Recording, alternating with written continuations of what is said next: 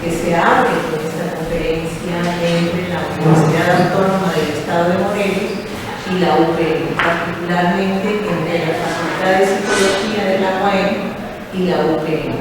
Hemos sido aceptados como escenario de prácticas profesionales de los estudiantes de psicología, de los estudiantes avanzados, que brindarán a la universidad apoyo para la prevención de la salud mental. O sea, en ese sentido de la prevención estarán apoyándonos el próximo semestre. Entonces es muy importante este momento. Pues nos da muchísimo gusto, maestro Montaño, que esté usted aquí por nosotros, sea usted bienvenido. Quiero presentarlo. El maestro Montaño, Damián Montaño, es psicólogo clínico en los servicios de salud de Morelos, o sea, es activo, adscrito al Centro Comunitario de Salud Mental y Adicciones, que se abrevia SECOSAMA de Temisco. Es docente de la Facultad de Psicología de la UAM,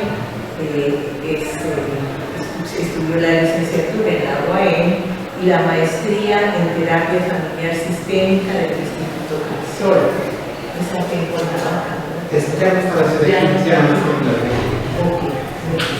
La actualización profesional del maestro, diplomado en terapia familiar sistémica por la UAM y terapia de pareja por el Instituto Crisol. Diplomado de especialización en identificación, valoración e intervención del comportamiento suicida para la Organización Panamericana de la Salud. O sea, son temas muy fuertes, muy complejos los que trabaja el maestro, por lo que me estoy dando cuenta. Prevención del comportamiento adictivo es de las conductas más complicadas en psicología, entonces es muy importante para nosotros su capacitación. Taller de crianza positiva y programa de prevención para padres, adolescentes en riesgo. Creo que eso para nosotros es muy valioso, ese conocimiento, porque nuestros estudiantes van a las escuelas y necesitan este apoyo, ¿verdad?, de prevención de problemas de adicciones. Muy bien. Pues es tallerista y ponente en congresos y foros en diferentes instituciones del estado de Morelos, y es interesante que como está asesorando tesis muy importantes en una perspectiva sociocultural, de estudios históricos socioculturales de género, entonces también incursiona en el tema del género. Entonces, pues, le brindamos un fuerte aplauso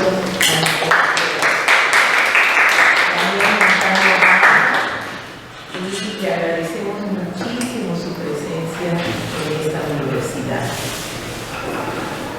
Nuestras estudiantes son de la licenciatura en pedagogía, también tenemos la licenciatura en intervención educativa, pero bueno, ahora tenemos sobre todo la presencia de nuestros estudiantes de la licenciatura en Muchas gracias.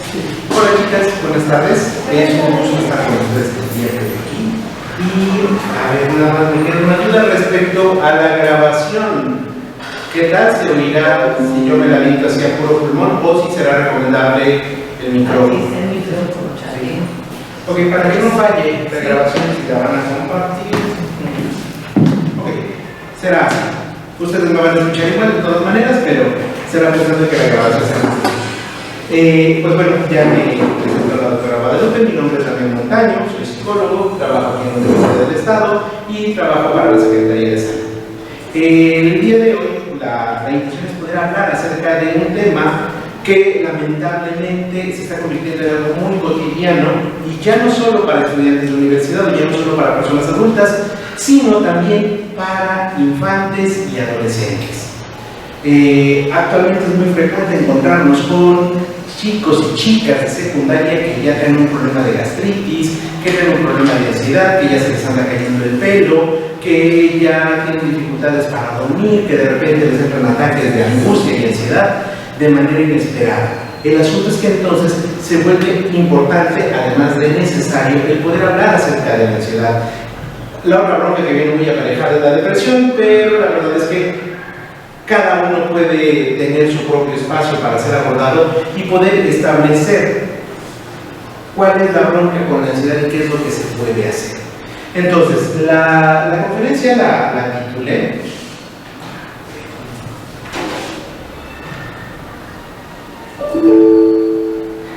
Cuando la incertidumbre nos domina. ¿Por qué? Porque, bueno, se los voy a poner más simpática. Aquí está. ¿Alguna vez se han sentido como si tuvieran varias puertas enfrente y tienen que elegir una, pero no saben cuál elegir? Y terminan por no elegir ninguna, sabiendo que tienen que elegir una, pero no pueden decidir porque no saben cuál va a ser mejor o cuál va a ser peor. El problema con la ansiedad es este. Empezamos a vivir por adelantado y empezamos a vivir con dudas y con temores. Por eso es que la incertidumbre aparece como el elemento que nos empieza a controlar. Todo lo que viene por delante se vuelve incierto. Aunque yo esté esforzándome por hacer mis tareas, por realizar mis lecturas, por participar en clase, no sé si vaya yo a acreditar con una buena calificación. Por más que yo trate de hacer ejercicio, coma sano, duerma mis horas, híjole, ¿qué tal si en el futuro me muero de un paro cardíaco o me da un infarto? O, híjole, es que pues mis papás tienen que pagarme la renta de aquí y yo no sé si mi papá se me vaya a enfermar y entonces ¿qué vamos a hacer mi mamá y mis hermanos? Y entonces, híjole, la persona con ansiedad vive adelantándose siempre, vive con temores, vive con una inseguridad muy grande y lo más interesante es que se siente incapaz de poder manejar su vida. Entonces se empieza a generar todo un círculo vicioso de situaciones donde la persona cada vez se va sintiendo más mal. Solo como referente, esta charla del día de hoy está repartida en 3 puntos. El primero de ellos, qué es la ansiedad y cuáles son sus síntomas. El segundo, qué hacer si el experimento. Y el tercero, dónde acudir.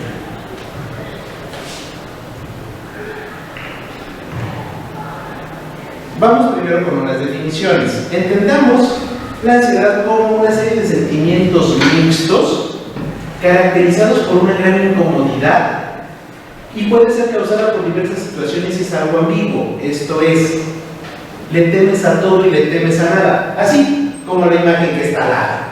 Ansiedad, prepárate para pelear. Tú, ¿contra qué? Prepárate. ¿Contra qué? Prepárate. Y así vive la persona que padece ansiedad, siempre en un estado de alerta constante, preparándose para lo peor sin saber qué es eso que viene, ni por dónde va a llegar, ni a través de quién, ni en qué momento, ni en qué lugar, ni en qué situación. ¿Cuál es el gran problema? Que si la persona no sabe a qué le está temiendo, la ansiedad nunca va a disminuir y empieza a convertirse en un estado cotidiano en el individuo. Vive con ansiedad todo el tiempo.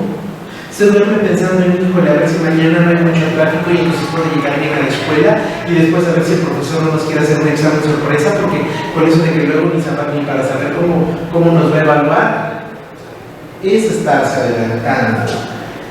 El sujeto anticipa circunstancias que se juzgan como aversivas e imprevisibles. O sea, yo no controlo nada, y la verdad es que no controlamos nada. Para llevarlo al extremo, si ustedes quieren, más ridículo, ustedes son capaces de evitar que no solo de sus cabellos se les caiga,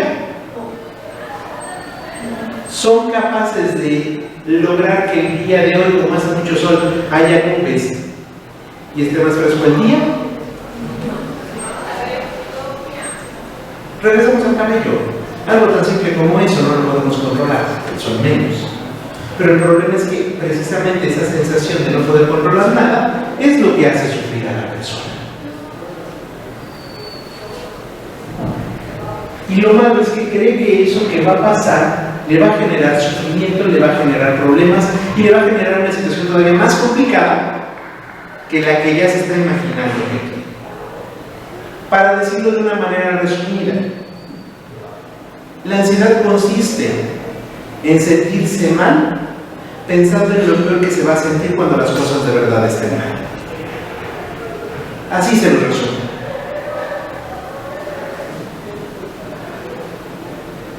Ahora, separemos conceptos.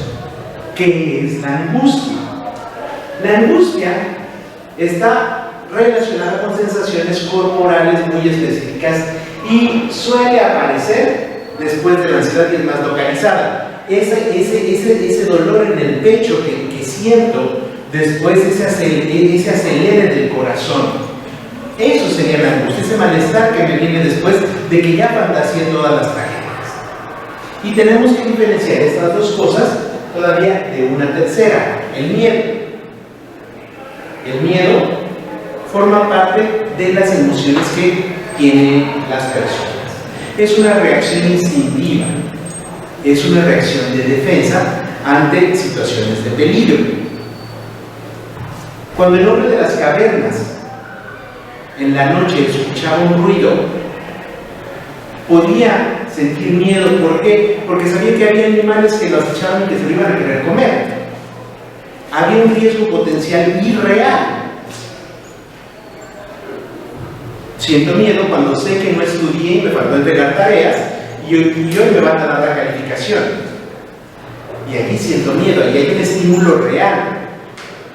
Ahí hay una situación cercana y concreta que me está afectando y que me hace sentir mal, porque si repruebo resulta que o me van a dar de baja o voy a perder una beca o mis papás me van a castigar y me van a mandar a trabajar en vacaciones. Pero aquí tenemos una situación focalizada y que es real. El problema con la ansiedad es que nos estamos anticipando a situaciones que no sabemos si van a ocurrir. Así. No voy a ir a un ejemplo exagerado, pero real para una persona con ansiedad. Una chica adolescente que está bien emocionada con el galán y el galán está queriendo tener relaciones y ella quiere tener relaciones, pero está pensando en que si se embaraza y entonces va a tener que vivir ella sola porque su mamá ya le dijo que no la va a apoyar, y entonces, pero qué tal si el chavo también es bien flojo y no quiere trabajar y ella va a tener que dejar la escuela. Así.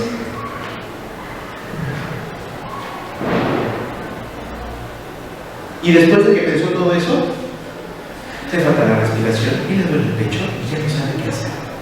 Vean cómo son cosas muy identificables para poder diferenciar esta ansiedad, este miedo y esta angustia.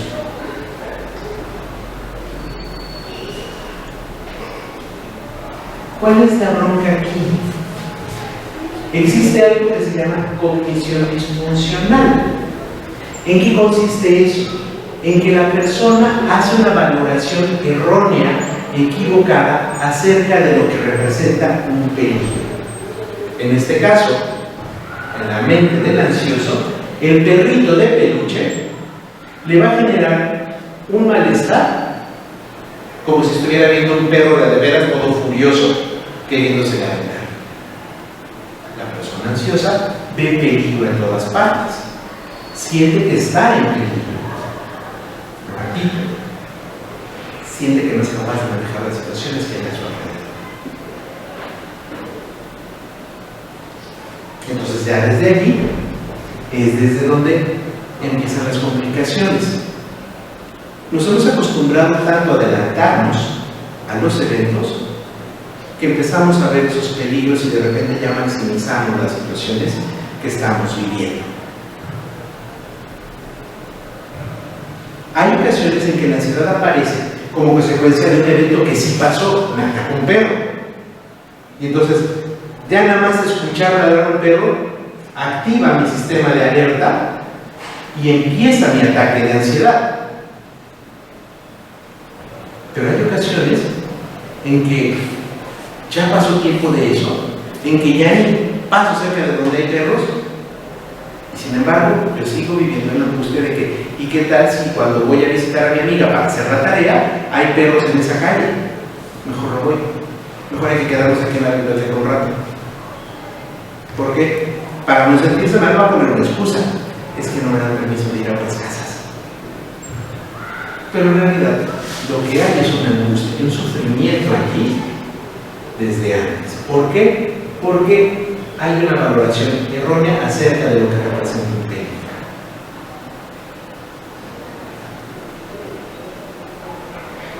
Ahí viene la parte simpática. ¿Cuáles son los síntomas? Miren, la lista es enorme.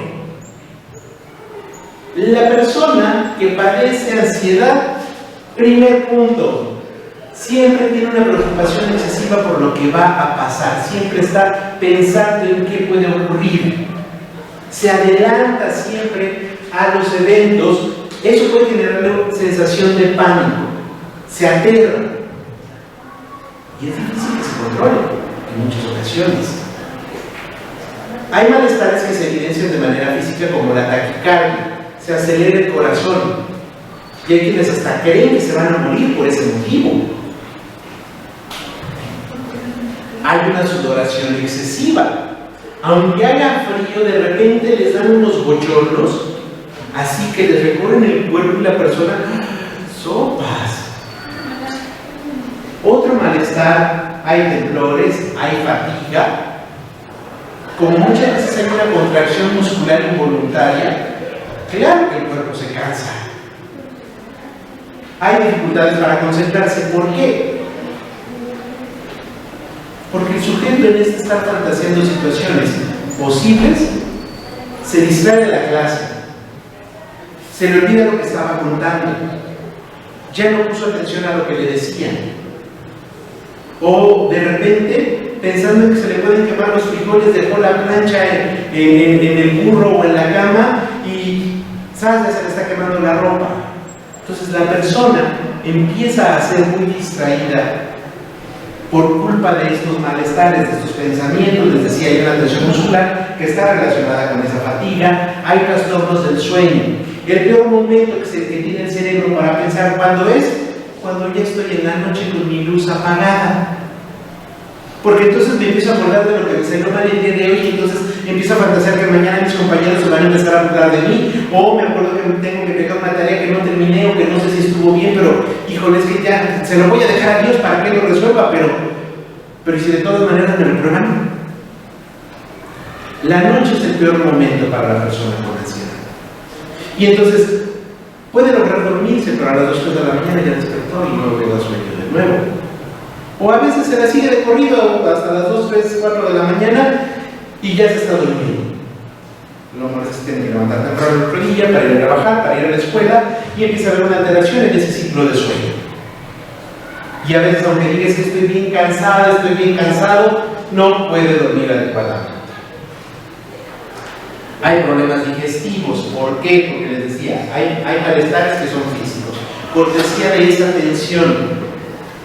Cuando el cuerpo, cuando la persona, mejor dicho, identifica una situación de riesgo, regresamos al miedo, el cuerpo se prepara para la huida o para el ataque. Y hay una tercera opción, se paraliza. Cuando el cuerpo se prepara para la huida o el ataque, tiene que haber allí una modificación en el funcionamiento bioquímico del cuerpo, del cerebro, para que se pueda preparar, ya sea para pelear o ya sea para salir corriendo. Y entonces nuestras vísceras tienen que entrar allí en una contracción. Entonces la persona ansiosa, cuando se siente en peligro, siempre está allí. Y a veces ni come, pues sí, ya estuvo tragando bilis todo el día, jugos gástricos todo el día. Hay veces en que come poquito y ¡ay, se me revolvió la panza! ¿Por qué? Porque hay un problema allí que tiene a la persona en estado de alerta. Padece de colitis, padece de gastritis, come poquito y se inflama como si hubiera comido 20 tacos. O cuando va a evacuar siente mucho malestar. Hay una irritación en el colon. Y si de pilón comió picante, pues ya ni hablemos. Se vuelve un martirio. La persona empieza a evitar situaciones y lugares. Muchas incluso empiezan a dejar de salir de su casa, a evitar el contacto con otros. ¿Por qué? Pues es que, y si ocurre un accidente y se choca la ruta, es que Morelos es muy inseguro, y qué tal si me asaltan y me toco un balazo. Entonces la persona ya no sale. Oye, que vamos a organizar una posada el viernes. ¿Dónde va a ser? No, pues que en la Barona no voy. Es que está bien feo. Mi vida, en Morelos todo está feo. No, pues menos voy. Mejor vénganse a mi casa. Sí, pero tú vives hasta Xochitepec, donde se acaba la civilización. ¿Cómo vamos a salir todos? No, pues no voy. Entonces, la persona empieza a dejar de interactuar. Al cine, no, es que está oscuro, me da miedo, me da claustrofobia. Que vamos a el baile popular que hubo ahí en el Zócalo, no, hay mucha gente, luego te roban. No, es que me contaron que luego hay gente que inyecta sida y esas cosas. No me arriesgo. La gente empieza a evitar a situaciones y personas. Es más, en una ocasión me tocó ver algo bien simpático. En el centro de Cuernavaca, aquí cerca del Calvario, va un señor con una bolsa negra, se ve que es un indigente, y está una persona en un auto y lo ve. ¡Sube el vidrio, sube el vidrio! Ella ya visualizaba que ese señor iba a saltar. Y el pobre tipo ni la peló, era un indigente que llevaba su bolsa de té. Pero entonces, una persona con ansiedad va a evitar situaciones y lugares. Obviamente hay pensamientos obsesivos que se repiten y se repiten. Es que el otro día no saludaste a nuestro cuando llegaste, y desde entonces, si te das cuenta, ya es más serio contigo. A lo mejor te reprueba. Y estás dándole vueltas. Hay rumiaciones obsesivas, como se le llama también a este tipo de pensamientos, que estás duro y duro con el mismo pensamiento. Y si me pasa esto, no, pero es que voy a distraerme con otra persona, pero es que a lo mejor de todas maneras yo voy a... Y ahí está la persona, regresando al mismo tema todo el tiempo. Convulsiones. Estarse lavando las manos frecuentemente porque quedarse enfermo. No, es que después del COVID se enfermaron algunas personas y yo no me quiero enfermar, y entonces traigo mi alcohol, traigo mi jabón, y a cada media hora, cada que hay cambio de clase, voy y me lavo las manos. Y si saludé a alguien, saco mi spray y me lo echo. Porque además hubo un rebrote hace poco, ¿qué tal si me toca?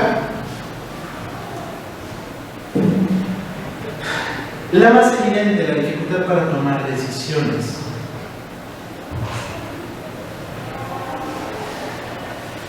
¿Nos jugamos de clase hoy, sí o no? ¿Entramos a la conferencia, sí o no? ¿Vamos a la fiesta, sí o no? ¿Le digo que sí o que no a quien se me declaró y me gustó un montón? Y queda bien en evidencia que sí le gusto yo también. Híjole, ¿qué tal si no lo hacemos? Mejor no me arriesgo.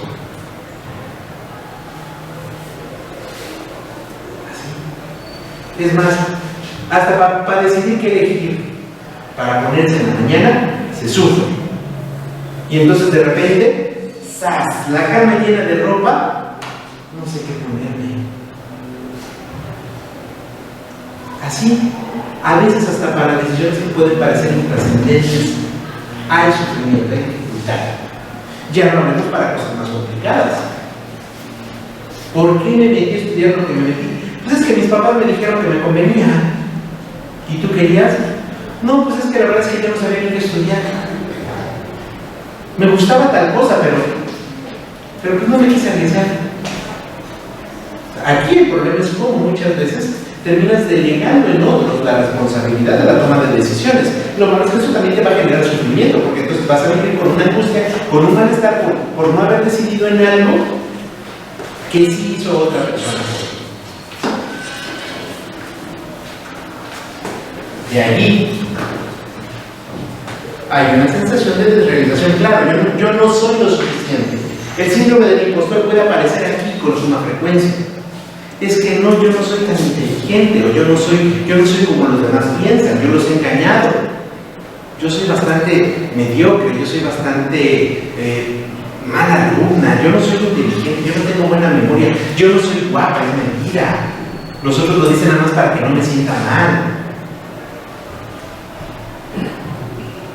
Y es simpático ver cómo hay chavas que se visten como cubriéndose todas para que nadie las vea, porque no es que yo estoy bien fea, mi cuerpo está bien feo, o estoy bien flaca, o estoy bien gorda, o lo que sea. Pues, la persona siente que no está siendo ella misma y que tampoco está logrando las cosas que ella quiere. O sea, termina por sentir que empieza a vivir la vida que otros le piden más que su propia vida. Y entonces eso también va a generar un malestar. ¿Por qué? Porque va a haber una sensación de infelicidad. Obviamente, lo que más hemos repetido, existe un enorme miedo a perder el control. Pero ya lo dije, no puedes evitar ni siquiera que uno solo de tus cabellos se te caiga, pues si no controlas eso, todo lo demás menos se controla. El problema es que una persona con ansiedad quiere controlarlo todo porque de esa manera cree que va a poder evitar que las cosas malas pasen.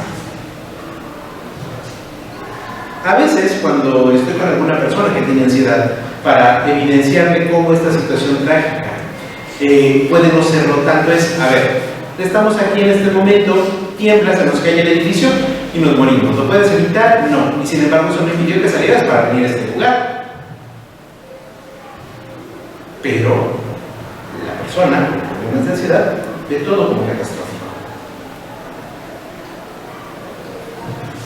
De allí, hipervigilancia, siempre está en estado de alerta, volteando para todos lados. ¿Oíste ese ruido? Es que, oye, creo que pasó alguien por allá. Prende las luces, no vaya a ser que alguien se quiera meter.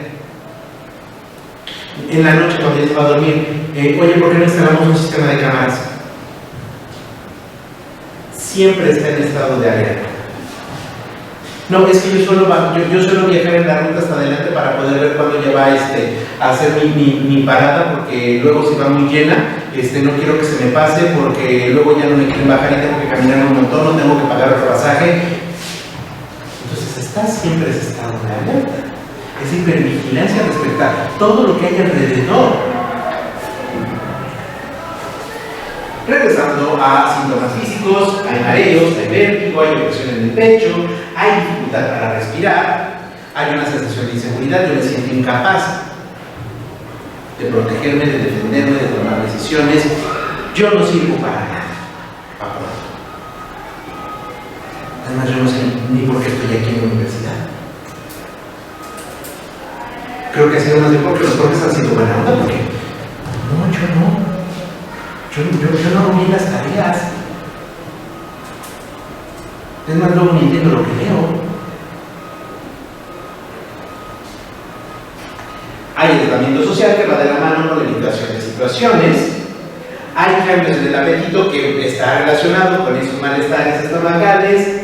Hay una sensibilidad aumentada a los estímulos que tiene que ver con esa hipervigilancia. Hay una despersonalización. La persona a veces siente que no es ella. Ya en situaciones como muy extremas, siente que no es ella, que hay algo mal en ella, que a lo mejor hay alguien más en ella. Y puede parecer exótico, pero ocurre. Hay fobias a veces muy específicas. En el caso de un chico, él estaba estudiando historia, llega en el 5º semestre, y él tenía una fobia social muy grande. A sus 23 años, él era incapaz de acercarse con un profesor y decir, oiga, la semana pasada no pude venir porque estuve enfermo, ¿qué puedo hacer para los trabajos pendientes? No. Terminó con una mamá sobreprotectora. A sus 23 años, la mamá subía a la universidad para hablar con los maestros.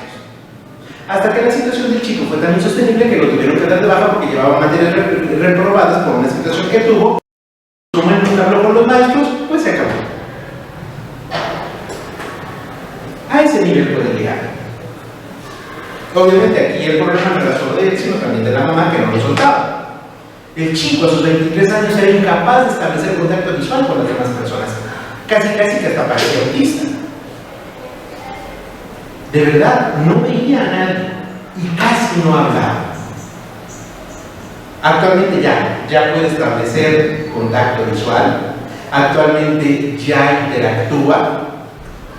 Si bien está sin estudiar en la universidad, se metió a unos cursos de pintura, de ajedrez y ya interactúa con otros. Pero sí pagó un precio muy alto por ello y tenía esa fobia social, no sabía el chamaco. Ahorita ya hace cosas solo, ya se va a comprar material en solo, pero que antes no lo hacía, tenía que ir con la mamá allí de solo. Y era la mamá la que entraba a las papelerías, a las tiendas a preguntar por las cosas que el chico necesitaba. La última vez que fueron a hacer para comprar unas cosas, él le dijo: mamá, no te preocupes, yo me adelanto, yo voy a ir a comprar las cosas y te doy ahorita aquí.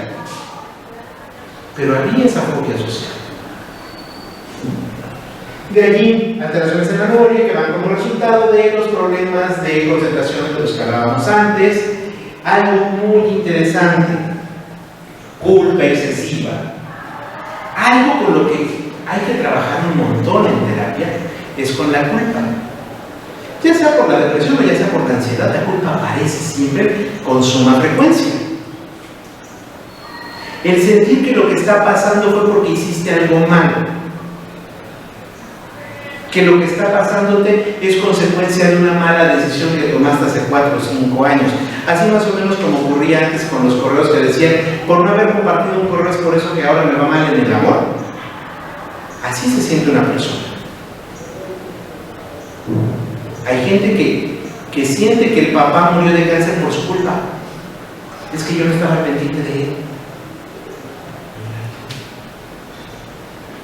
Hay gente que siente culpa porque es que yo me vine a Cuernavaca y mis papás se quedaron allá en el pueblo. Y la verdad es que yo no sé cómo le están haciendo, porque pues es que ellos ya están grandes y entonces ellos luego no comen y se preocupan por mí. O sea, hay un montón de cosas que generan culpa. Y constantemente están pensando en que lo que les pasa tiene que ver por eso que omitieron, por eso que hicieron algo. Casi que es que como vi feo al chofer, por eso chocamos, porque él se quedó enojado conmigo. Parece ridículo, pero es real. La persona con ansiedad carga culpas muy grandes por situaciones que, si uno se detiene a verlas con calmita, resulta que muchas veces no son reales. Es que yo sí estoy estudiando y mi hermano no, pero pues es que como yo era el consentido, pues a mí mis papás sí me quisieron apoyar y a él no. Y pues por eso creo que cuando nos vemos siempre está enojado y siempre me habla feo.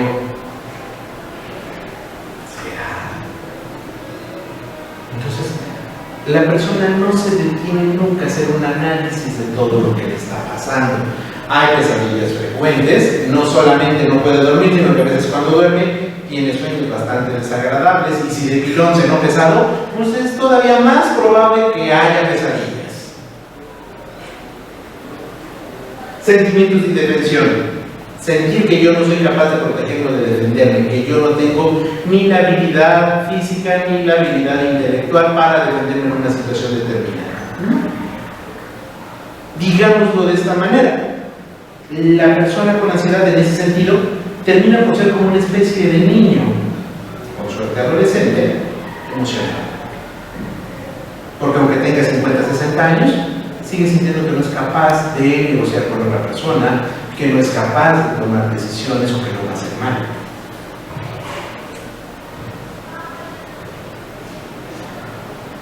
Hay una sensación de inminencia: lo malo ya está aquí a la vuelta de la esquina, saliendo me van a saltar casi, o saliendo va a venir un carro sin frenos y me va a aplastar. O cuando me suba a la ruta se va a subir a alguien y nos va a saltar y me va a tocar a mí el balazo. Pero es sentir que ya el peligro está allí, luego. Está una necesidad de control. ¿Qué es lo que hace la persona? Pues pensemos en las inseguridades que luego experimenta uno como parte de una relación de pareja. Activa tu localización desde aquí hasta que llegues a tu casa para que ellos sepan que estás viva. Porque es que si te pasa algo malo, eso hacen algunos. Algunos lo hacen por celos, otros lo hacen por ansiedad. Y algunos por las dos cosas juntas. Las dos son malas, eso es un hecho. Vamos con eso. Pero existe la necesidad de tener el control siempre sobre todo. Hay personas que tienen sus alarmas así de voy a poner los frijoles de mí y me dijeron que deben de ser 15 minutos, pues de programa 15 minutos porque si no se me va a pasar. En esa necesidad de control también es un traigo aquí en mi celular las cámaras y las estoy revisando constantemente para verificar que en mi casa no se meta nadie. Aún viviendo dentro de un condominio pones cámaras. Así me hacen muchos. Hay un miedo a la muerte, porque además cada vez que se siente esa angustia, ese malestar intenso, te entra una angustia como de muerte. Y entonces la persona empieza a tenerle pánico a la muerte y a sentir que se puede morir. Hay un miedo intenso a la crítica porque desde esa angustia sé que muchos ojos voltean a verme y entonces siempre estoy con ese pensar que deben de estar hablando de mí, me deben de estar vigilanteando. Y bueno, los pensamientos catastróficos estarán allí por los siglos de los siglos. Ahora, fíjense, nada más esto es como con carácter meramente informativo. En el manual de diagnóstico de la Asociación Psiquiátrica Americana, el DSM, todos estos trastornos son diferentes trastornos que entran dentro de lo que es la ansiedad. Trastorno de ansiedad por separación, mutismo selectivo, fobia específica, trastorno de ansiedad social, trastorno de pánico o angustia, ataque de pánico, agorafobia, trastorno de ansiedad generalizada, trastorno de ansiedad inducido por sustancias o medicación, trastorno de ansiedad debido a otra afección médica, otro trastorno de ansiedad especificado y trastornos de ansiedad no especificados. O sea, tenemos un montón de variables para poder clasificar las ansiedades que se experimentan actualmente. Había una niña de 12 años que tenía un trastorno de ansiedad. Le acaban de detectar lupus en su fase inicial y al saber que los malestares que estaba experimentando tienen una explicación fisiológica, ya se relajó. Cuando menos ya sabe que sí hay un malestar real que no tiene que ver solo con su imaginación. Pero eso también tuvo que ver con cómo logramos que la mamá fuera también menos ansiosa, porque la mamá también vivía con sus propias angustias persiguiendo a la chamaca todo el tiempo. O sea, a veces hemos aprendido a ser ansiosos cortesía de la ansiedad de las personas con las que convivimos. ¿Es un poco difícil liberarse de eso? Sí, pero no es imposible. Entonces, si hasta aquí ustedes van viendo más o menos dónde están paradas y cómo están, bueno, viene la parte importante. ¿Qué hacer en caso de experimentar ansiedad? Lo primero importante, muchas veces es posible identificar cuándo me va a empezar como mi crisis. Y ese es el momento para actuar. ¿Qué es lo que tienes que hacer? Aprender a respirar. Cuando ya ves que te va a venir el ataque, primero mantén el control de tu respiración. Esa es la clave. Un chico que le daban crisis de ansiedad porque él va saliendo de un consumo de sustancias, dice, sí lo pude hacer. Logré identificarlo y empezar a respirar despacio luego, y ya no tuve las crisis tan fuertes como las tenía antes. Entonces, esa parte de respira profundo, retén el aire unos segundos y exhala lentamente, te va a ayudar muchísimo. ¿Por qué? Porque el corazón ya no se te va a descontrolar tan feo. Porque cuando el corazón se te descontrola ya, caíste en la angustia y va a ser difícil relajar. Entonces, si logras hacerlo desde antes, ahí ya te evitaste la mitad de la vida. Entonces hay que aprender a respirar. Aclaración. Hay algunas personas que no lo han notado y que, pues lamentablemente, recurren al tabaco como un apoyo. Es que fumar me relaja. ¿Qué crees? No es el tabaco que te relaja. ¿Qué es lo que hace uno? ¿Cuáles son las acciones que uno realiza cuando fuma? Inhala, retén y exhala. Y de pilón, cuando uno fuma regularmente se aleja del lugar en donde está. O sea, lo que se recomienda en situaciones de este tipo es aléjate de la situación que te esté estresando, vete a otro espacio y haz un ejercicio de respiración. Sin darse cuenta, los fumadores eso es lo que hacen. Y desarrollan la falsa creencia de que es el tabaco que les relaja. No, la nicotina es un estimulante del sistema nervioso que lo único que va a hacer a largo plazo es generarles un malestar enorme. Entonces, no necesitan fumar para relajarse. ¿Sale? Y tengan presente eso que se hace al momento de fumar, los que fuman y los que no, pues simplemente aprendan a hacer esos ejercicios de respiración. De aquí, otro aspecto muy importante es tratar de identificar cuáles son los detonadores. Algo que conviene mucho cuando se está tratando de disminuir la ansiedad es que identifiques qué es lo que te está jodiendo y cuestiones de manera racional esos pensamientos que te están invadiendo. Porque el problema más grande con la ansiedad es que se disparan pensamientos irracionales. Dentro de toda la catástrofe que empieza a ver en tu cabecita, todos los pensamientos son irracionales. Entonces, haz preguntas racionales a esa angustia que estás sintiendo. Y vas a ver cómo, en buena medida, esa ansiedad también disminuye. ¿Por qué? Porque al contrastarla con la realidad y darte cuenta que no hay una situación de peligro, tu cuerpo regresa a su estado normal y deja de estar en mente alerta. Entonces, ahí está. Y parte del juego también es, ¿qué es lo peor que me podría ocurrir? ¿De verdad es tan trágico? Y cuando logras detenerte y ver que no es tan trágico, pues igual voy a robar una materia, sí, ya he robado antes, si no me han matado por eso mis papás, aquí sigo. Ah, ok, entonces, vámonos con camino. Y lo otro, ¿qué es lo que te preocupa de la situación? Irte a un extra, ¿qué tan malo puede ser? Digo, ya no te vas a titular por promedio, ni vas a tener una mención honorífica, pero ¿será el fin del mundo por eso? ¿No? Entonces es cómo logras ir frenando esos pensamientos. Es que, ¿y si mi novio me quiere cortar? Yo no quiero andar con otro. ¿Y si ya se encontró a otra? Ok. Pongamos que sí te va a cortar, que ya se cansó de ti, que ya se aburrió de ti. ¿No te estará haciendo un favor si te está cortando porque te está cambiando por otra? Es que, pues para empezar no te quiere. Entonces, ¿no te está haciendo un favor con eso? Además, bueno, si ya tuviste novio ahorita, significa que a alguien le llama la atención y seguramente va a haber alguien más que quiera contigo. Entonces es como ir haciendo cuestionamientos reales respecto a tu angustia real. ¿Va? De allí, otra cosa muy importante, aprender a identificar el estrés cuando me estoy estresando y a manejar.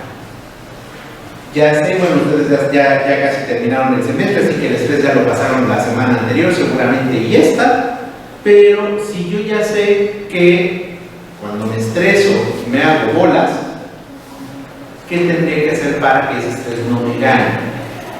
A lo mejor hago una calendarización de con qué tarea voy a empezar. A lo mejor repaso aquella materia en la que me siento más mal. O a lo mejor lo que necesito es hacerme un tiempo, aunque sea media hora, para hacer un poquito de ejercicio en casa y que eso me ayude a sentirme menos estresada. Pero aquí lo importante es cómo te das cuenta, cómo aprendes a darte cuenta cuánto es que ya estás estresada. Porque muchas veces en esta dinámica, en esta serie de cotidiano, no nos damos cuenta cuándo es que ya nos estresamos hasta que explotamos y todo el mundo nos voltea con cara de llorar hasta que quema. Pero es porque te ganó el estrés, es porque no supiste identificarlo y fuiste, dijeron por aquí, como gordo en tobogán, Cuando te das cuenta, ya está la bronca encima. Entonces, trata de aprender a identificar tus emociones. Eso es muy importante, entrar en contacto con tu cuerpo. Cuando de repente sientes aquí la contracción en el estómago, voy a situaciones de este tipo de... Alguien se acerca a echarte los pelos y esa persona a ti no te convence de todo, pero pues como tú no sabes decir que no, pues ahora le puedes hacer la salida. Y cuando ya se acerca la hora de ver a esa persona, sientes aquí como que, oh, no quiero ir. Okay. El cuerpo ya te está diciendo algo. Aprende a hacer esas lecturas para que eso te ayude a tu toma de decisiones. Porque si solamente te quedas con uno, pues es que son los nervios porque ya tiene mucho tiempo que no hablo con alguien. No, a lo mejor hay más en ese mensaje que el cuerpo te está dando. Entonces vayan aprendiendo a darse cuenta que les dice el cuerpo. Y eso va a ser un buen referente porque les va a ayudar también a su toma de decisiones. Por el otro lado, otra cuestión muy importante: participa en actividades que te ayuden a mejorar tus relaciones sociales y a desarrollar herramientas y habilidades. ¿Por qué? Porque en la medida en que estés con gente que tú te das cuenta que te aprecia y te estima, los problemas de inseguridad, de autoestima, van a disminuir. Porque también en la medida en que realizas actividades en las que te sientas cómoda, en las que te sientas a gusto, que te des cuenta que lo haces bien, eso también te va a dar tranquilidad y te va a dar certezas. Si solamente entras al equipo de fútbol porque tus amigas están allí pero a ti no te gusta el fútbol, tenemos un problema. Tal vez nunca seas ni siquiera una jugadora regular porque no te gusta. Y entonces eso te va a generar malestar porque tus compañeras se van a enojar contigo porque ni para tapar un gol sirves. Pero el problema está teniendo lugar con una decisión que no estás queriendo tomar. A lo mejor dices, a mí, yo lo que quiero es aprender a pintar. Bueno, entonces ve y pinta. Y vas a ver cómo a la medida que vas desarrollando la habilidad, eso te va llenando por dentro y te va haciendo sentir más segura. Y te va a ayudar también a tu toma de decisiones para otras cosas. Regreso a lo que les decía al principio: el problema con la ansiedad es que la persona no quiere tomar decisiones o no se atreve a tomarlas, no se siente capaz de tomar decisiones. Entonces aquí lo importante es cómo logras empezar a tomar decisiones, aunque sean pequeñas, para que entonces puedas empezar a sentir que hay algunas cosas en tu vida sobre las que sí tienes control. Y eso te va a ayudar muchísimo. Ahora, si ya intenté lo que me acaban de decir y no funciona y me sigo sintiendo mal y mi ansiedad sigue disparada, bueno, hay ocasiones en que la alteración puede llegar a tal nivel que sí necesitamos forzosamente de un apoyo médico o psicológico. Tuve una paciente que estuvo en tratamiento psiquiátrico durante 2 años por un problema de una ansiedad muy fuerte, que iba aparejada con una depresión por situaciones que ella vivió de joven y que estaban allí jodiendo la existencia. Hablando de culpas, la culpa a ella era lo que más le estaba pesando. Pero sí se necesitó que hubiera un apoyo médico para que pudiéramos entonces trabajar nosotros. Entonces, si ustedes ya hicieron los ejercicios anteriores y no funciona, vayan y busquen ayuda psicológica. Y si después de la ayuda psicológica el asunto sigue mal, entonces tendremos que pensar tal vez en el médico psiquiatra. ¿Por qué hay que recurrir al médico psiquiatra? Con la aclaración, porque luego todo el mundo, es que no estoy loca. No, los psiquiatras no atienden la locura nada más, no atienden esquizofrenia y psicosis, no. Atienden ansiedad, atienden depresión. ¿Por qué? Porque a veces la alteración en el funcionamiento del cerebro es tal que ya se desreguló y necesitamos darle un apoyo externo, que es el medicamento, para que se recupere ese funcionamiento normal del cerebro. ¿De acuerdo? Ahora, volviendo nuevamente al asunto de la atención psicológica. La Secretaría de Salud cuenta con unos módulos de salud mental. Son psicólogos que están en algunos centros de salud y que brindan atención gratuita. Aquí en la zona de Cuernavaca, en la zona metropolitana, mejor dicho, tenemos estas unidades. En el municipio de Emiliano Zapata está uno. En Cuernavaca tenemos dos, el de Cuernavaca que está en Francisco Leiva y el que está en Tlaltenango. En Jutepec tenemos dos, el de Lautilio Montaño y el de Tejalpa. Tenemos uno en Coatlán del Río y tenemos una unidad móvil que está, bueno, en realidad es en Cuernavaca, que está donde era el Hospital del Niño. Todos tienen un horario de atención de 8 a 4 de lunes a viernes, reitero, no tienen costo. Entonces, si ustedes consideran que necesitan ayuda para sus situaciones de ansiedad o para sus situaciones de depresión, pueden recurrir a mis compañeros. Ahora, además de ellas, también están los centros comunitarios de salud mental y adicciones, que es donde yo me encuentro. Hay 6 unidades en el estado, lamentablemente son muy poquitas, pero bueno, algo es algo y tampoco tiene costo. Está uno en Cuernavaca. El referente más rápido para ubicar dónde está la unidad de Cuernavaca es Plaza Bugambilia. A un costado está un mural, ahí en el Camellón, atrás del mural está un edificio de 2 niveles, ahí está la unidad. En Temisco, nosotros estamos, el referente más rápido es el 84. Ok, hacia abajo está el IMSS, el centro de salud, y junto al centro de salud estamos nosotros. En Xochitepec, no hay pierde tampoco. Si ustedes están con la iglesia de Xochitepec, casi enfrente van a ver el IMSS y atrás del IMSS está la unidad. En Jutepec, esa en realidad está en Tejalpa. ¿En dónde está? Ustedes ubican la beca, entran en esa calle, topan con pared, hay un kinder y al lado del kinder está la unidad y al otro lado está el centro de salud de Tejalpa.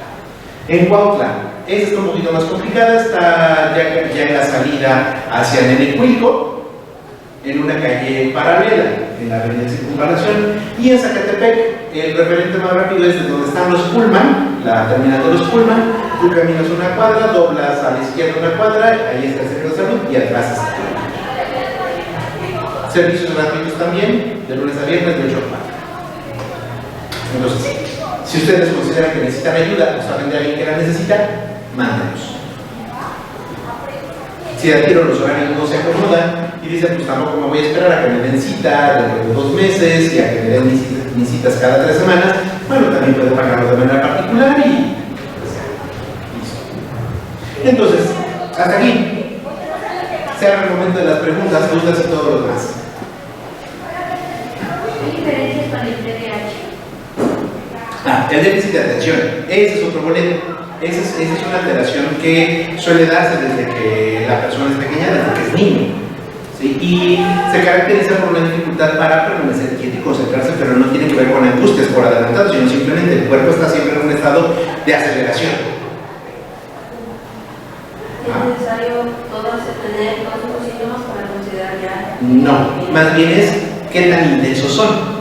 De hecho, la otra parte de la actividad la dejé al final para que se iba a grabar aquí el asunto.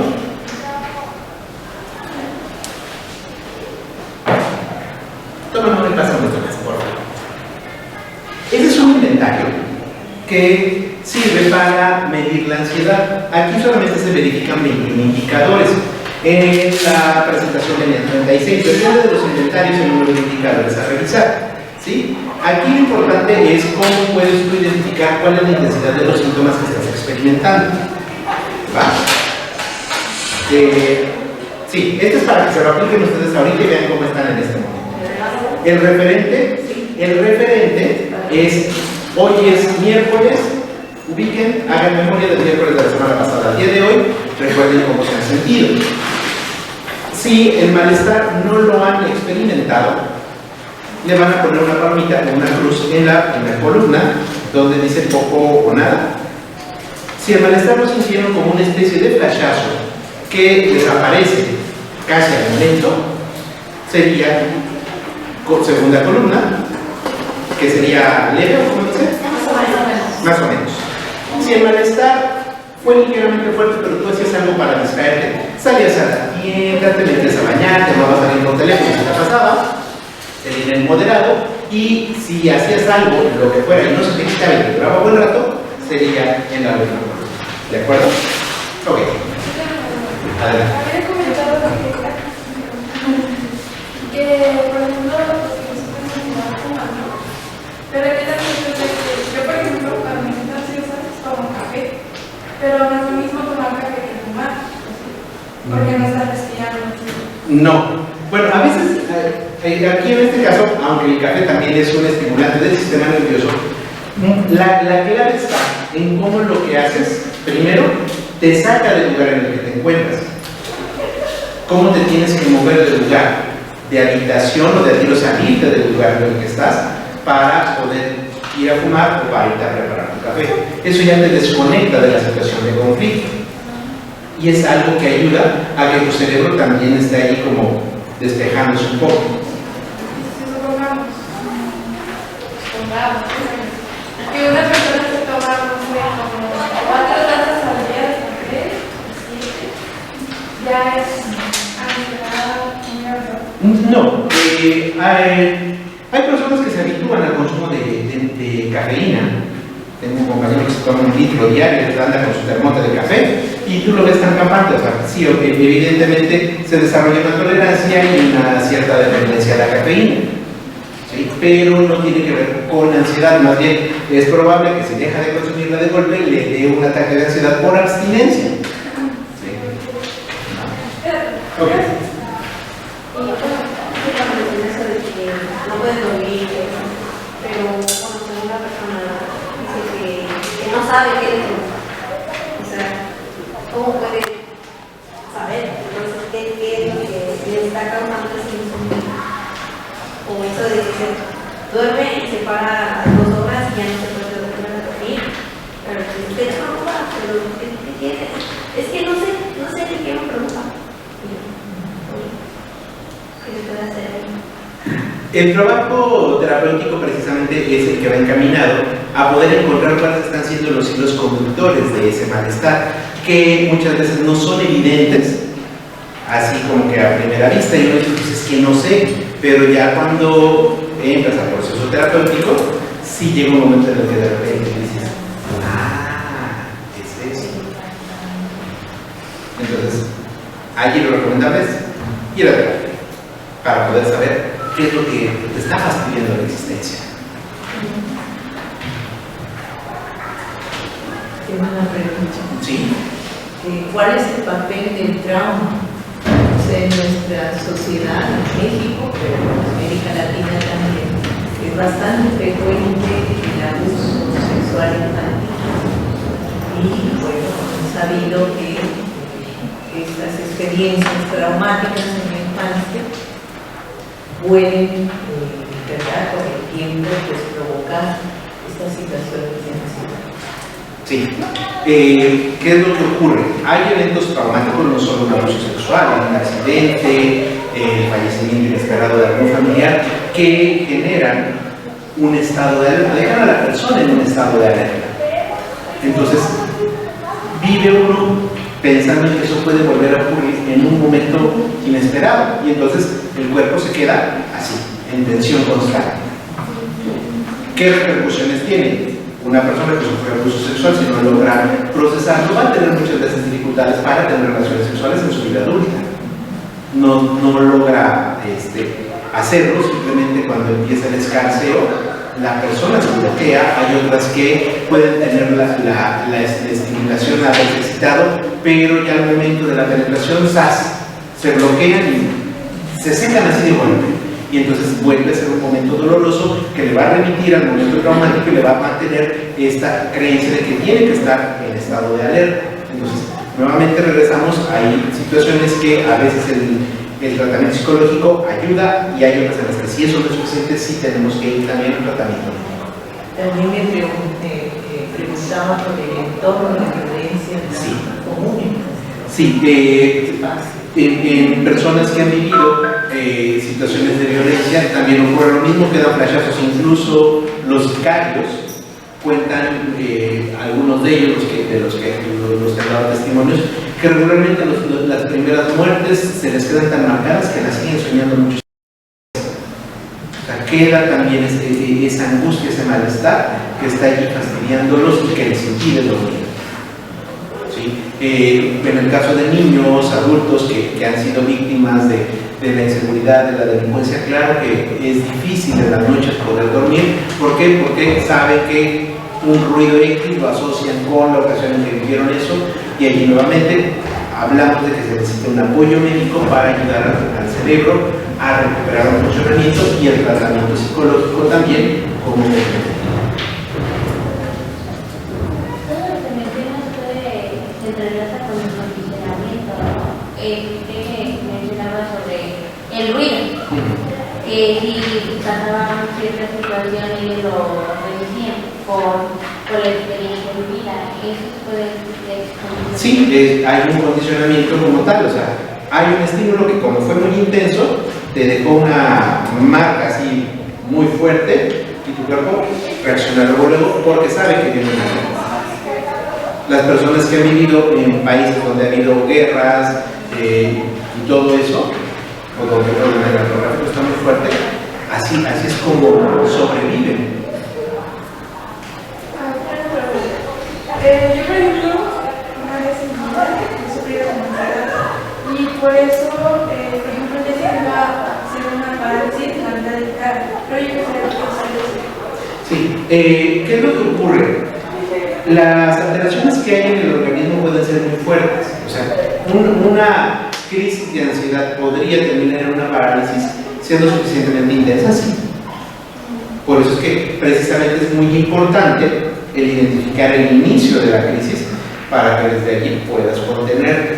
El problema es que cuando ya te ganó, cuando ya estás en esa crisis de ansiedad desbordada y sientes que te mueres, todo lo que viene después es una cadena de tragedias que provocan una alteración en tu cuerpo. Entonces sí puede llegar a haber parálisis. Va a ser difícil que te mueras, pero sí puede haber allí algunas alteraciones, algunas complicaciones.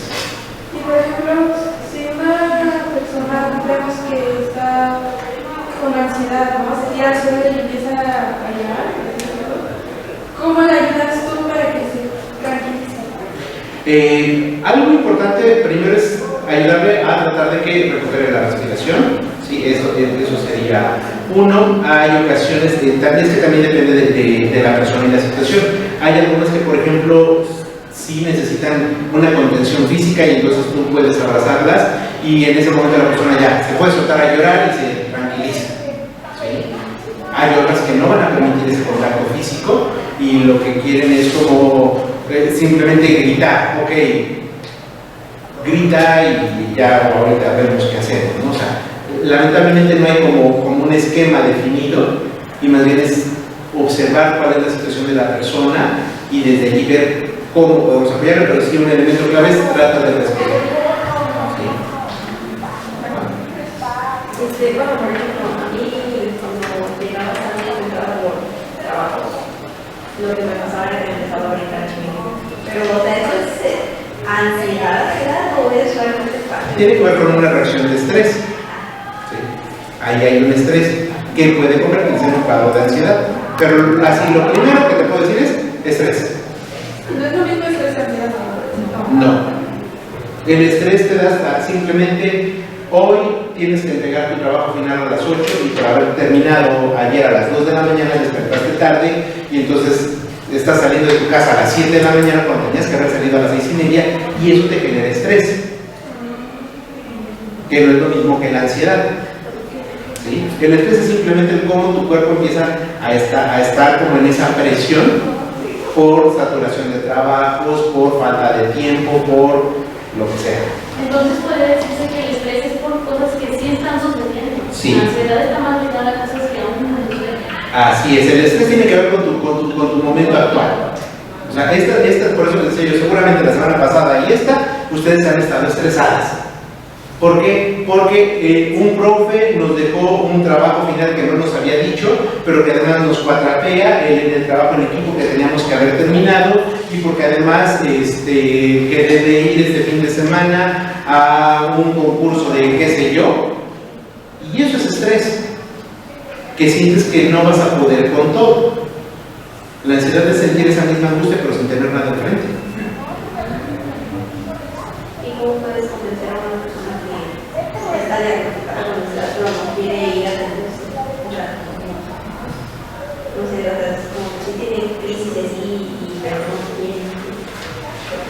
aquí lo primero importante es que es ayudar a la persona a darse cuenta primero que no está pudiendo manejar la situación. Porque el primer pensamiento que viene en una persona, ya sea con ansiedad, ya sea con depresión, ya sea con un montón de cosas más, es yo puedo solo. Yo lo tengo que resolver. Es que cómo voy a ir a pedir ayuda. O sea, entre la parte de soberbia del yo puedo solo y por qué voy a ir a pedir ayuda, la persona se bloquea ahí. Entonces lo primero importante es que pueda darse cuenta que no está pudiendo. ¿Cuánto tiempo llevas ya con esa bronca? Ya llevas un año, ha cambiado, no. Es más, creo que está empeorado. Bueno, precisamente por eso es que no estás pudiendo.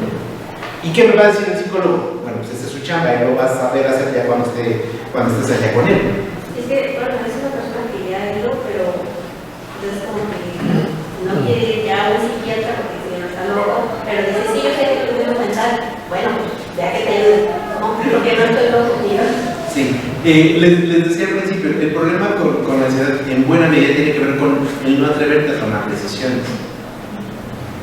Y lo que la persona no está haciendo es tomar decisiones, ni respecto a su situación actual, ni respecto a todas las que le están atormentando desde el tiempo atrás.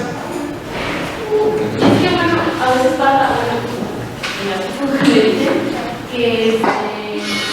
que a una yo le digo, o pues si haces ejercicios de respiración, o alejate de la emoción, o lo que decía, cuestionate, qué tan grave es realmente lo que está sucediendo. Pero me dicen, es que ya hice todo eso y no me funciona. Bueno, ve a terapia. Es que también hay otro, no me funciona.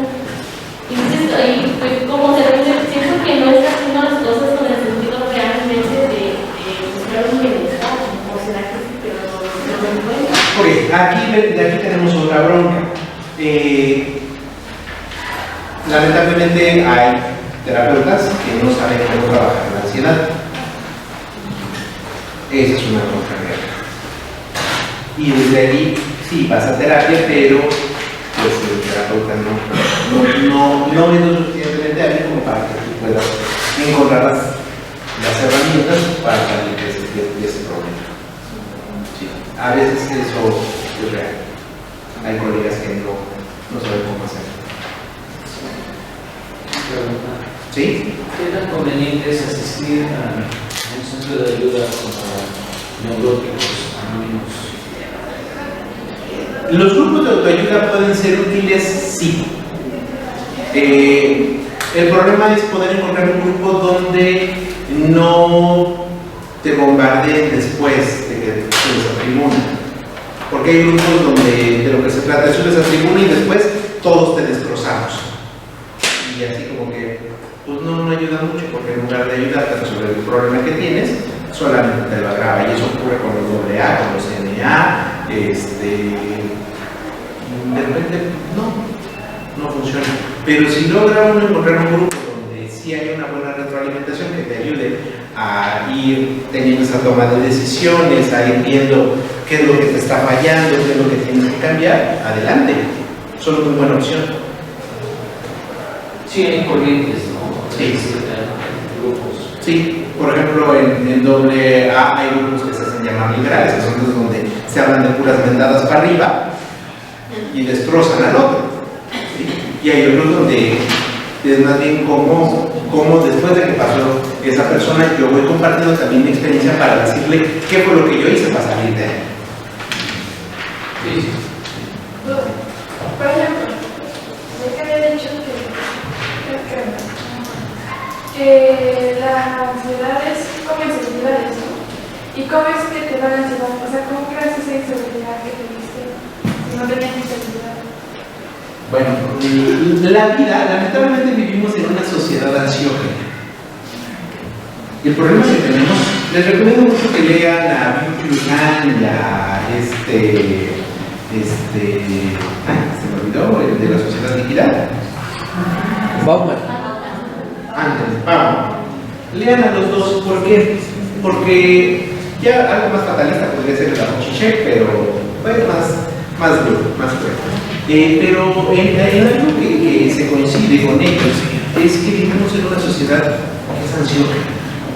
Vivimos en una sociedad que te genera ansiedad. ¿Por qué?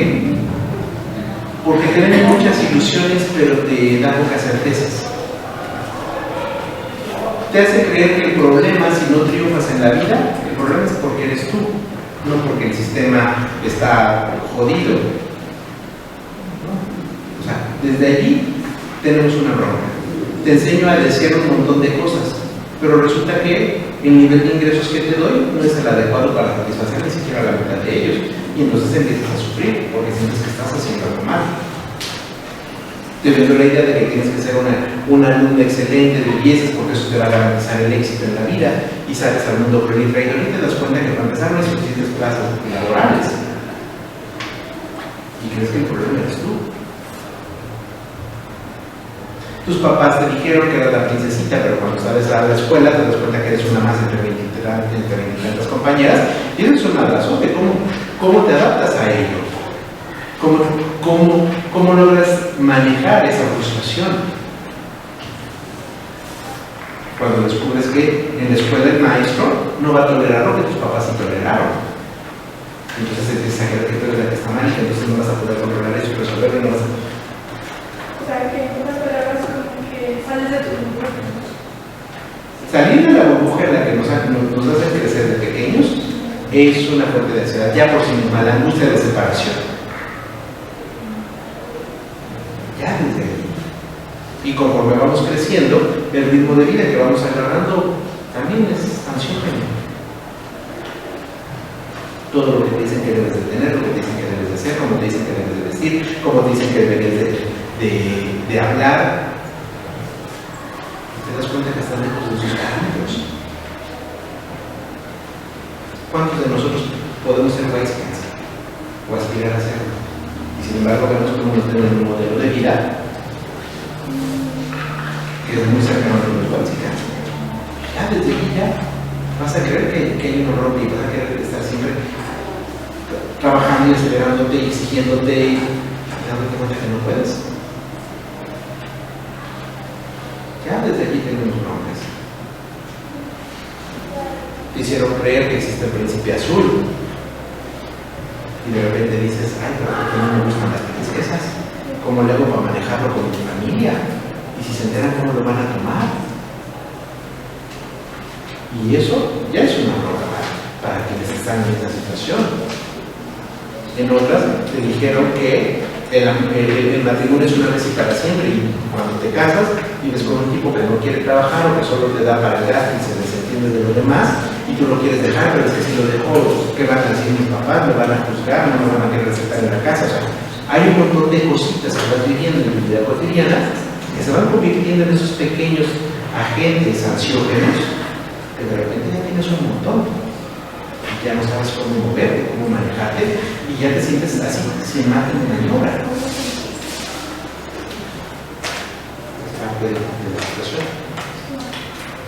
Mencionamos también que para las inseguridades, como que en parte de ayudar a las personas que te pueden ayudar a que esas inseguridades vayan disminuyendo.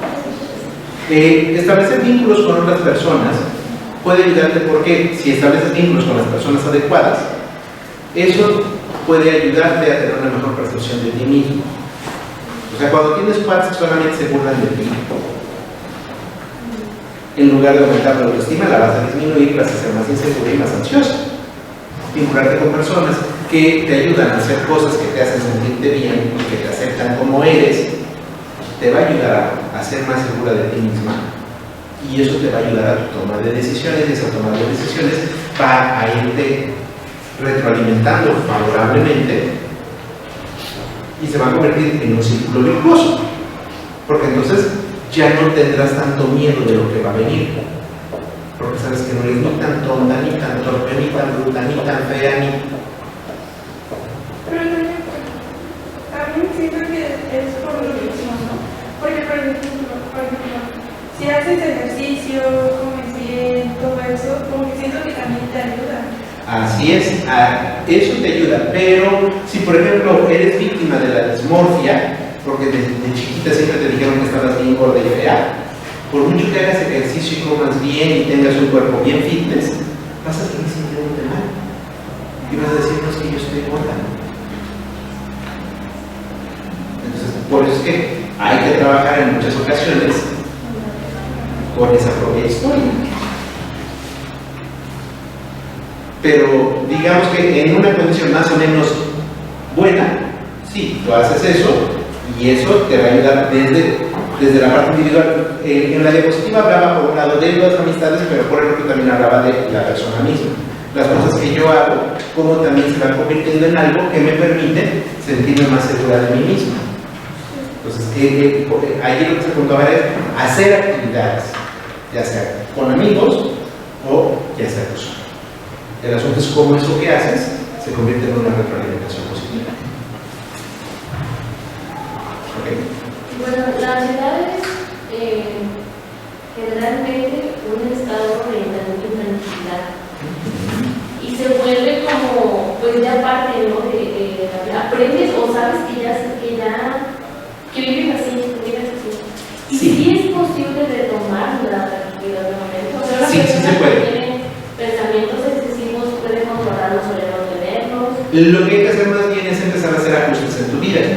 Como por ejemplo, Regresaba yo a la toma de decisiones. Cuando empiezas a identificar cuáles son las cosas que te están afectando, es cómo empiezo yo a alejarme de esas situaciones. Hay personas para las que, por ejemplo, su ansiedad es por la pareja que tienen, con la que viven.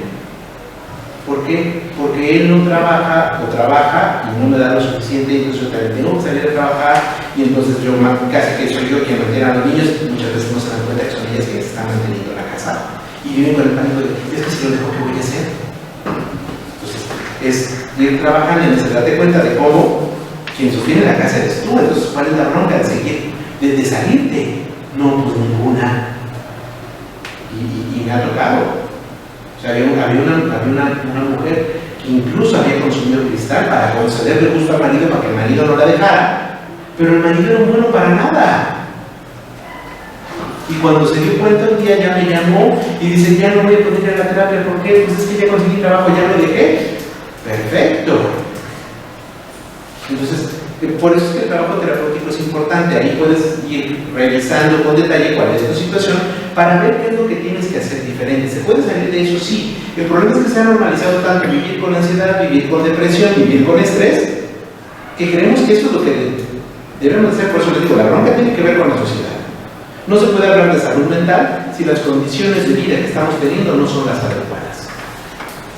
Eso es un hecho real.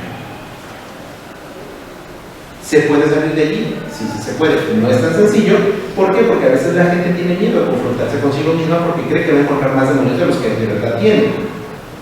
Y ocurre como luego pasa en las caricaturas, que hay un muro allí, se ve una luz de fondo y hay un monstruote, y cuando sigue avanzando resulta que es un bichito chiquito. Y eso es lo que pasa muchas veces. La gente no tiene la terapia porque ven ese monstruote, ese asombrote. Y ya cuando están allí, se dan cuenta que es menos difícil y menos doloroso. ¿Algo más? No. Ok. Bueno, regresando entonces al inventario de ansiedad. No sé si han hecho la suma. La primera columna, que está del lado izquierdo, ese es un 0. La segunda columna es un 1. La de más o menos. La columna del moderadamente es un 2 y la columna del severamente 3. Cada palomita en cada una de esas tiene esos valores. Hagamos una, porfis. Todos los severamente 3 cada uno, todos los moderadamente 2 cada uno, todos los más o menos 1 y los poco o nada 0. Sí. Y anoten allí en puntaje su resultado. o sea, ¿lo sumamos por columna o por...? Haces primero la suma por columna. Bueno, suma todo, pero dándole el valor a cada columna.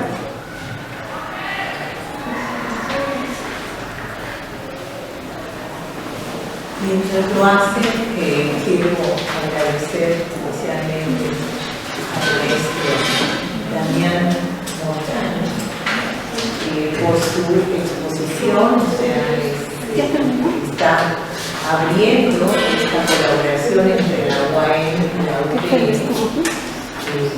viene a apoyarnos en un problema que estamos enfrentando.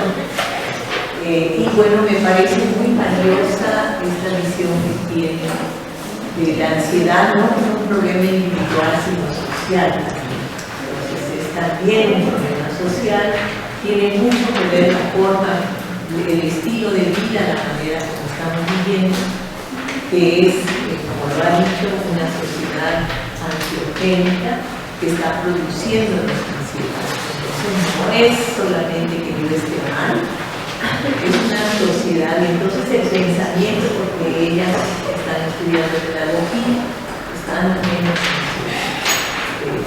empezando en esta carrera, y una de las herramientas que tenemos en la pedagogía es el pensamiento crítico.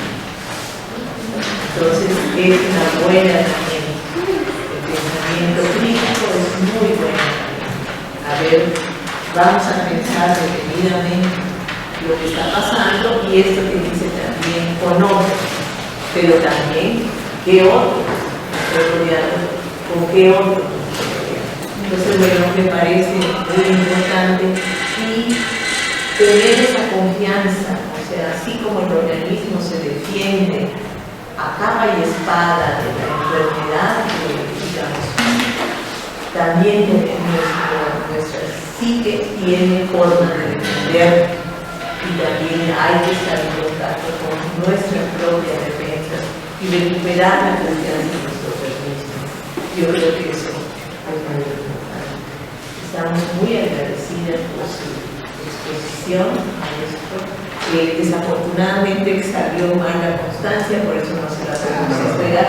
El maestro agradece, el director agradece su participación en este evento, y bueno, vamos a brindar un fuerte aplauso